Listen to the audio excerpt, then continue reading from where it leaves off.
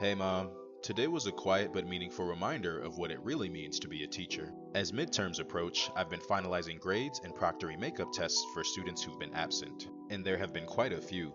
Some students missed days here and there for personal reasons, while others were recently out all at once because a cold swept through the class. On paper, I'm just entering scores into a spreadsheet, but in reality, I'm piecing together something much more complex.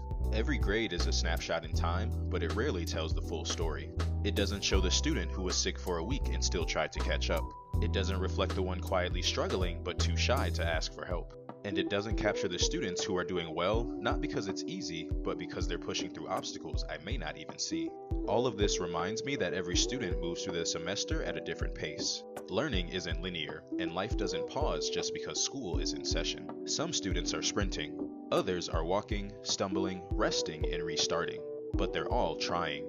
And it's my responsibility to honor that effort no matter what form it takes. That's the weight of this role. Knowing that the numbers I submit don't just represent academic performance. They represent people, young people still figuring life out, all at different stages with different needs and circumstances. And as their teacher, I'm responsible for not just teaching content, but recognizing those individual paths and adapting as best as I can. There's an emotional weight to this part of the job, because as a teacher, I'm entrusted with more than just delivering lessons. I'm entrusted with interpreting the full picture of a student's growth. It's not just about holding them to a standard.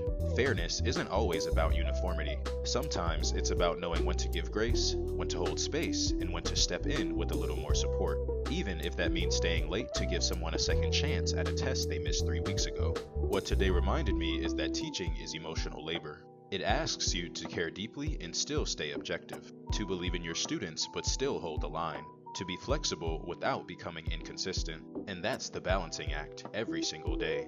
Because when you care about your students, it's tempting to want to protect them from every discomfort.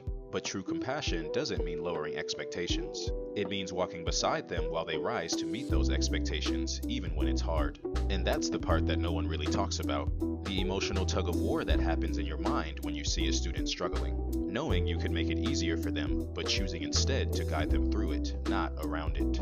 Because in the long run, that's how resilience is built. As a teacher, it's about holding both structure and softness at the same time, because both matter. So yes, the grading matters. The deadlines matter too, but the real work is in the unseen moments, where empathy and accountability collide, where you choose every day to show up with both structure and softness, and where you remember that teaching isn't just about helping students learn, it's about helping them become.